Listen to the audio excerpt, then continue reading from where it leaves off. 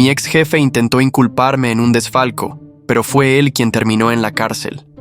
Mi nombre es Esteban, y jamás me imaginé que la vida que construí ladrillo a ladrillo con esfuerzo y honestidad se derrumbaría a manos de la única persona, en el mundo en la que nunca dudé, mi propio hermano, Diego.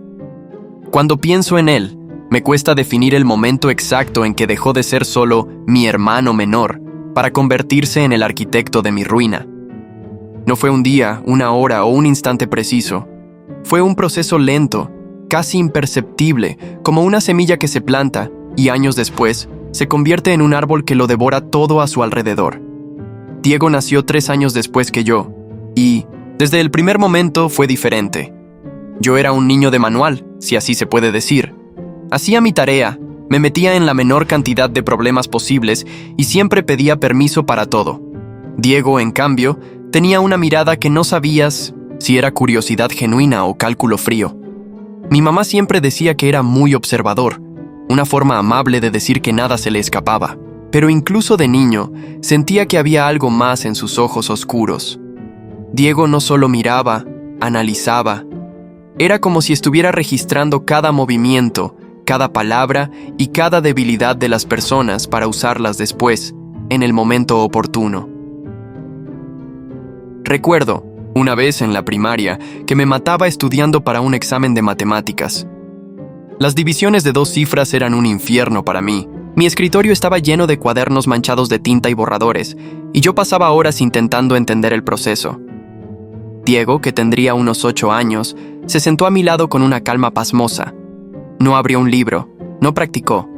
En su lugar, observó a nuestro padre, que intentaba ayudarme con una mezcla de resignación, y luego me miró a mí con los ojos entrecerrados. A la mañana siguiente, entró a clase con una sonrisa, pasó el examen con una nota perfecta y cuando le pregunté cómo lo había hecho, se encogió de hombros y dijo: «Me di cuenta de que si le pedía las respuestas al profesor, me las daba. No se trataba de no poder aprender, sino de no querer gastar más energía de la necesaria. Para él, el camino más corto siempre era el correcto».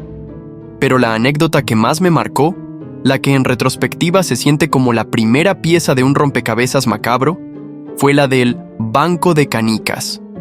Yo tendría unos 8 años, y el 150 recreo del colegio era un verdadero campo de batalla. Los niños jugaban a las canicas por dinero o por canicas, y el ganador se llevaba todo. Diego, en lugar de jugar, organizó una especie de banco. «Niños, dejen sus canicas en resguardo», les decía con esa voz suave y confiada. «Aquí estarán seguras. Cuando las quieran de vuelta, solo tienen que venir a buscarlas. Con intereses, claro». Lo que ellos no sabían era que el interés era una forma de decirles que si querían recuperar sus canicas, tendrían que pagar un pequeño porcentaje extra, a veces en la forma de una golosina o un lápiz de color que Diego quería. Mi mamá se enteró cuando él llegó a casa con una bolsa que parecía el botín de un pirata, llena de canicas de todos los colores. Mi papá, un hombre de negocios honesto pero con un humor muy particular, dijo medio en broma que eso era instinto, de empresario. Yo no lo vi tan gracioso. Yo veía a los niños del recreo con los bolsillos vacíos y a Diego con una sonrisa de satisfacción que me resultaba inquietante. Lo que más me llamaba la atención era su habilidad para caerle bien a la gente que le convenía. Podía ser encantador con los adultos, maestros y amigos de mis papás, pero con los niños de su edad era distinto. Si veía que podías servirle para algo, te trataba como rey, te invitaba a jugar y te hacía sentir el más importante del mundo, si no simplemente te ignoraba. Había una frialdad en esa selectividad que me helaba la sangre. En la secundaria, esa habilidad se afinó y se convirtió en una verdadera obra de arte.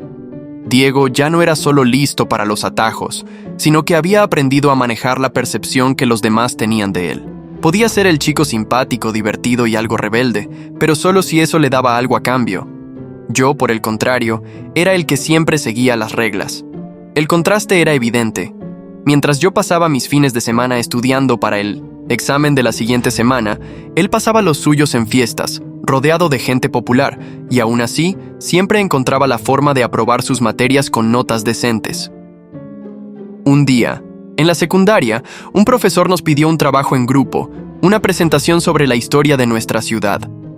Yo me puse en un grupo con dos amigos que, como yo, eran buenos estudiantes y se tomaban el trabajo en serio. Diego, en cambio, se puso con los chicos más populares de la clase, los que nunca hacían nada y siempre esperaban que los demás lo hicieran por ellos. El día de la presentación, mi grupo entregó un trabajo bien estructurado y con un contenido sólido. Pero la presentación de Diego era puro show. Tenían un proyector, una banda sonora, y Diego, como el líder del grupo, hablaba con una seguridad que hipnotizaba a la clase entera. La presentación no era tan buena como la nuestra, pero la forma en que la presentaron, la confianza de Diego, hizo que el profesor les diera la mejor nota. Fue en ese momento que entendí que mi hermano no estaba en el mismo juego que yo. Yo jugaba el juego de la meritocracia, del trabajo duro y del esfuerzo. Diego jugaba el juego de la percepción, de la manipulación y de la estrategia. Yo creía que el respeto se ganaba con el trabajo. Él creía que se ganaba con la apariencia. Jamás me imaginé que esos rasgos, que en ese momento parecían simples travesuras, serían la base de lo que haría años después. Yo tenía 24 años cuando entré a trabajar en Solunet, una empresa de telecomunicaciones en plena expansión. Era mi primer trabajo serio después de la universidad, y para mí significaba el inicio de una carrera que quería construir con paciencia y esfuerzo. Recuerdo mi primer día como si fuera ayer. La oficina amplia, los escritorios modulares, el sonido de los teléfonos y ese olor a café de máquina que, aunque nunca es bueno, se convierte en parte del ambiente. «Bienvenido, Esteban», me dijo Clara, la jefa de recursos humanos, con una sonrisa amable mientras me daba una carpeta con papeles para firmar. «Aquí todos trabajamos duro, pero también nos apoyamos». Me asignaron al área de ventas corporativas. El ambiente era competitivo, pero en el buen sentido. Todos queríamos cumplir las metas y superar los bonos. Para mí era un mundo nuevo, y la idea de aprender me motivaba más que el dinero. Pasaron 3 años y me había convertido en uno de los ejecutivos más sólidos del equipo. Nunca fui el que cerraba las ventas más grandes, pero sí el que siempre cumplía y mantenía a los clientes satisfechos. Me gané la confianza de mis jefes y poco a poco empecé a entender cómo funcionaban las cosas detrás de los reportes y las presentaciones. Fue en ese momento, cuando ya me sentía seguro y con una base sólida, que Diego apareció en mi oficina.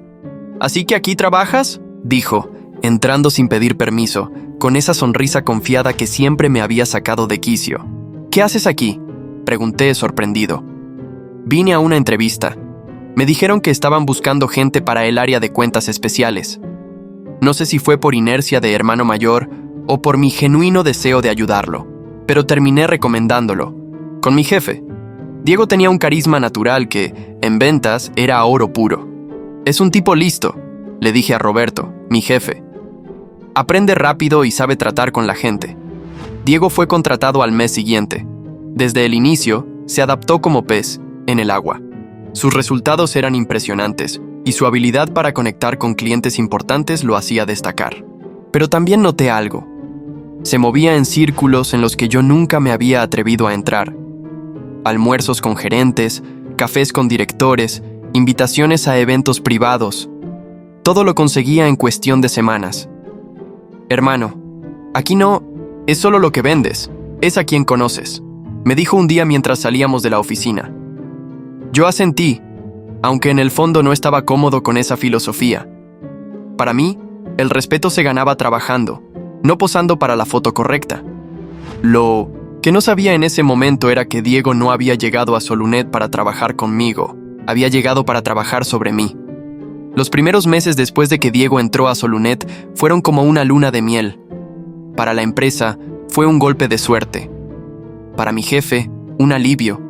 Y para mí, era la prueba de que mi hermano, a pesar de sus excentricidades de niño, era una estrella en ascenso. O al menos eso es lo que quería creer. Diego cerraba contratos que parecían imposibles y mantenía a todo el equipo entretenido con sus chistes en las juntas. Era el tipo de persona que hacía que todos se sintieran a gusto, el centro de atención, el alma de la oficina. Pero algo empezó a cambiar, sutilmente, y no me di cuenta hasta que fue demasiado tarde. Empecé a notar que, en las reuniones con Pío Nomesintosiope, la gerencia, él hablaba de proyectos en los que yo había trabajado como si fueran suyos. Al principio pensé que era una confusión. Después de todo, éramos hermanos. ¿Qué importaba de quién era la idea? Lo importante, como él siempre decía, era que la empresa ganara. Oye, le dije una vez en la cafetería, en la junta de hoy mencionaste la propuesta para GlobalNet, pero esa fue mía. Diego sonrió, le dio un sorbo a su café y me miró con esos ojos calculadores que recordaba de su infancia. Tranquilo, hermano. Todos estamos en el mismo equipo. Lo importante es que la empresa gane. Esa frase me dejó una sensación extraña. No era mentira, pero tampoco era toda la verdad. Con el tiempo, noté que me llamaban menos a las reuniones estratégicas. En los eventos importantes, siempre era Diego el que representaba al equipo. Incluso algunos clientes con los que yo había trabajado por años empezaron a contactarlo directamente. Y lo peor de todo, mi jefe, Roberto, que antes me buscaba para pedir mi opinión, ahora se dirigía directamente a Diego. Una noche, después de un largo día, Clara, la de Recursos Humanos, me hizo un comentario que me dejó pensando. Estábamos en el estacionamiento y ella me esperaba para irnos juntas. Esteban, ¿todo bien con Diego? Lo veo muy ambicioso, y no siempre en el buen sentido. Yo me encogí de hombros, intentando ocultar mi incomodidad. Es mi hermano, Clara. Supongo que quiere crecer rápido. Pero la verdad es que empezaba a sentir que él estaba construyendo una narrativa en la que yo no aparecía. Y cuando alguien controla la historia, controla el crédito y el poder. Y Diego era un maestro en el arte de la narrativa. Creaba una historia en la que él era el protagonista, el héroe, el salvador de la empresa. Y yo, el hermano mayor, el que le dio la oportunidad, era relegado a un papel secundario. Lo más inquietante fue una conversación que escuché por accidente. Estaba por entrar a la sala de juntas para buscar unos papeles cuando lo oí hablando con Roberto, mi jefe. Sí, Roberto, creo que podríamos reorganizar el equipo, optimizar recursos.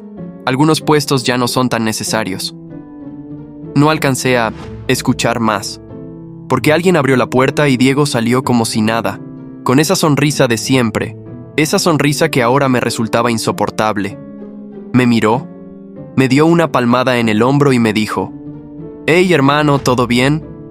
Ese día, entendí que, aunque no lo dijera, Diego ya no me veía como su hermano dentro de la empresa. Me veía como un obstáculo. Un obstáculo que, en algún momento, tendría que eliminar para seguir subiendo. Y lo que más me dolía era que no podía hacer nada. Él era el héroe, el salvador. Yo era el hermano mayor que, por un acto de buena fe, había traído al lobo al gallinero.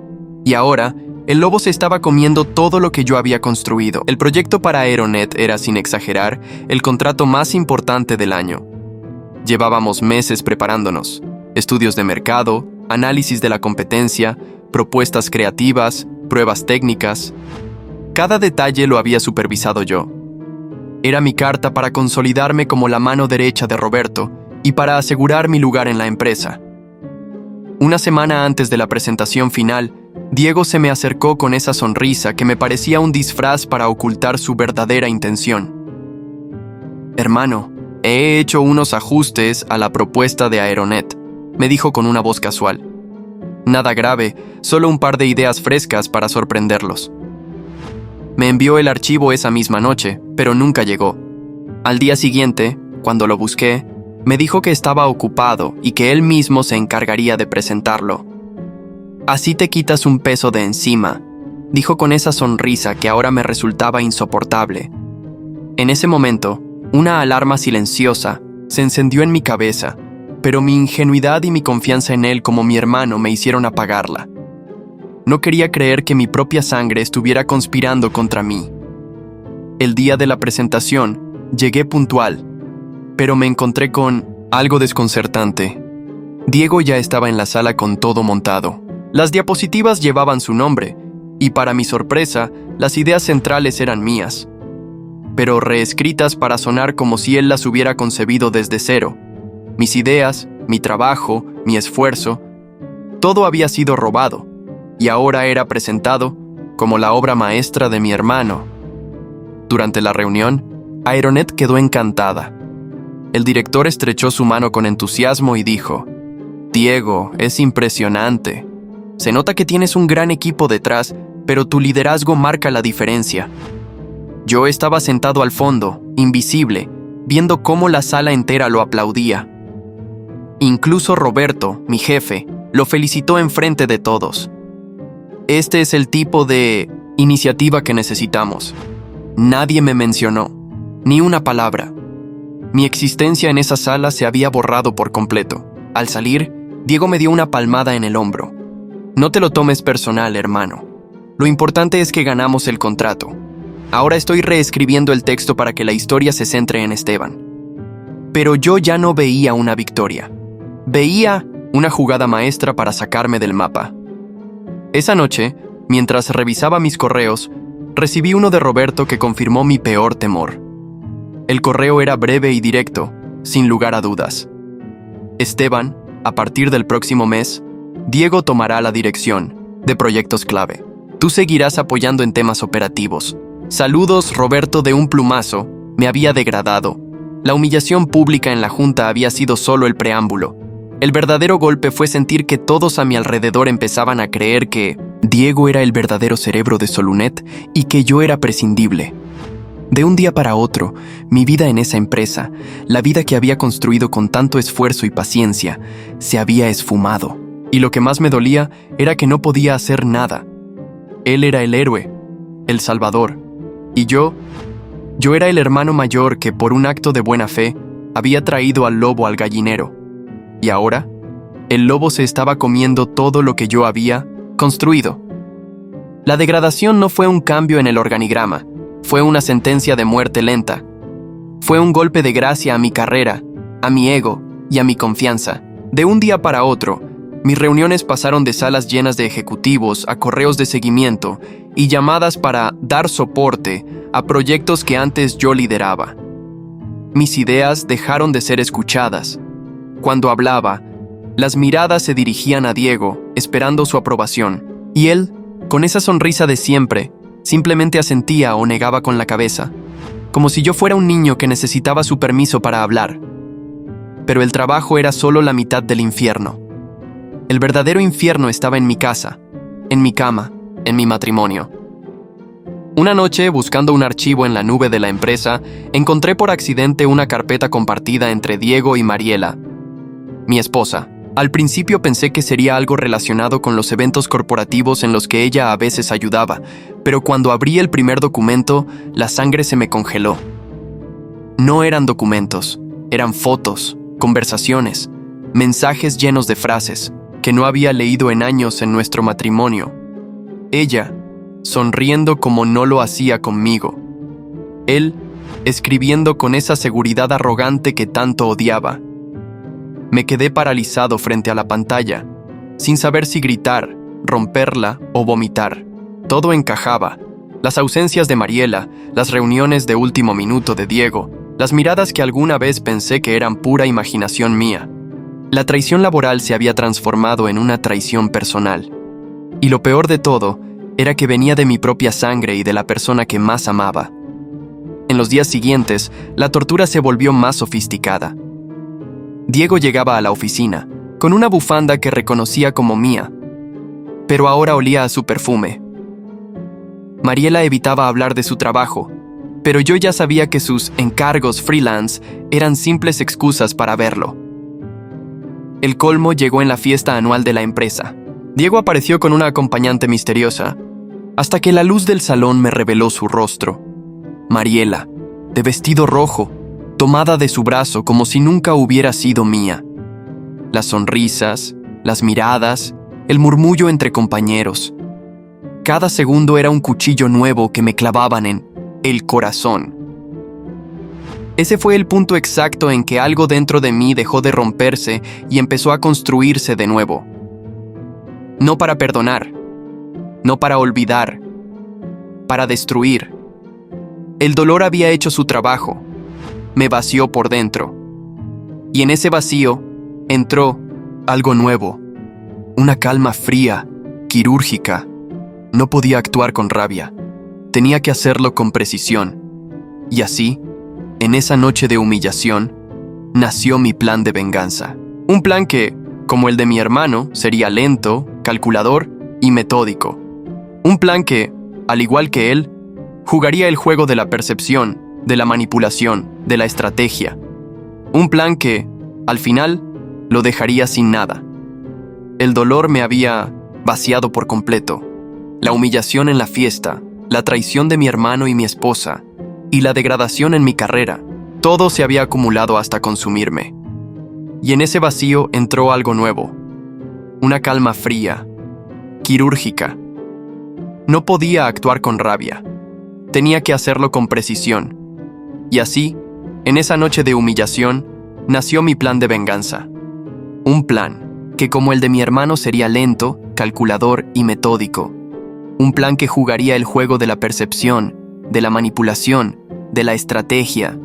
Un plan que, al final, lo dejaría sin nada. Así que comencé por lo más sencillo: escuchar. Cada correo, cada chat interno, cada documento que pasaba por el servidor de la empresa, lo revisaba con lupa. Sin que nadie lo supiera, instalé un script en el sistema que copiaba automáticamente cualquier archivo que Diego moviera a su carpeta privada. La mayoría eran cosas triviales, pero, entre líneas, descubrí joyas. Facturas infladas, contratos sin firmar, pagos fantasmas. Nada ilegal todavía, pero suficiente para empezar a armar un patrón. Con Mariela, el plan era más psicológico. Empecé a actuar como si nada pasara, pero con ligeros cambios. Ya no discutía, no preguntaba dónde estaba ni me interesaba en sus excusas. Ella lo notó, y eso la inquietó. La veía mirarme con curiosidad, intentando descifrar qué estaba pasando. Ella, que siempre había tenido el control, ahora estaba en la oscuridad, y eso la volvía vulnerable. Mientras tanto, en la oficina, me volví el empleado ejemplar otra vez. Llegaba temprano, cumplía con todo y no discutía. Diego comenzó a bajar la guardia. Pensaba que me había resignado, que me había rendido. Pero una tarde, lancé mi primer golpe. En una reunión con clientes clave, proyecté accidentalmente una carpeta con documentos. Uno de ellos con un contrato con cifras duplicadas. Fingí sorpresa, pedí disculpas y cerré la carpeta, pero no antes de ver las miradas de sospecha en los directivos. Esa noche, Diego me escribió: «Ten más cuidado. No quiero que arruines un proyecto importante». Yo solo respondí: «Claro, no volverá a pasar». Mentira. Apenas era el comienzo. El plan necesitaba un escenario, un lugar donde cada pieza se moviera sola, sin que yo tuviera que empujarla. Y lo encontré. La cena anual de la empresa. Todos estarían ahí: directivos, clientes, socios y, por supuesto, Diego y Mariela, que ya se mostraban en público, como pareja. Las semanas previas a la cena fueron como tejer una telaraña. Cada hilo, cada movimiento, tenía que ser calculado con la mayor precisión posible. Primero, me aseguré de que ciertos correos equivocados llegaran a la bandeja de entrada de un par de clientes estratégicos. En ellos, Diego aparecía negociando cifras por fuera de los contratos oficiales. No eran pruebas definitivas, pero sí lo bastante inquietantes para sembrar dudas. Sabía que estos clientes, que valoraban la transparencia por encima de todo, no dejarían pasar un rumor así. Luego, contacté de forma anónima a una periodista de investigación que ya había publicado artículos sobre corrupción corporativa. Le envié un paquete con documentos filtrados, cuidadosamente seleccionados, donde Diego quedaba expuesto como la mente detrás de operaciones dudosas. Sabía que ella, con su instinto de cazadora, no dudaría en investigar a fondo. Y una vez que ella tuviera la historia, no habría forma de detenerla. Mientras tanto, con Mariela, jugué diferente. Le envié desde un número falso fotos de Diego con otra mujer. No eran recientes, las había tomado años atrás en un viaje de trabajo, pero para ella parecían frescas. Sabía que su orgullo no soportaría esa traición y que el momento de la explosión sería perfecto. La tensión entre ellos, que yo ya había notado, se rompería en el peor momento posible. La noche de la cena, todo estaba listo. Yo llegué impecable, traje negro, corbata sobria, sonrisa controlada. Diego y Mariela entraron juntos, radiantes por fuera. Por dentro, la tensión era evidente.